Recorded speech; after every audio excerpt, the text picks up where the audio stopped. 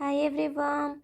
In this quick tutorial, I will show you how to publish a poll in a post in Padlet. Just open the app and open a Padlet. Wait a little bit and then you will have to click on the plus sign at the bottom of the page to create a new post. And then at the bottom of the post you will see options, but we need a different one, so tap on the last button with the plus sign and the number and select poll, and then you can ask a question, add some choices,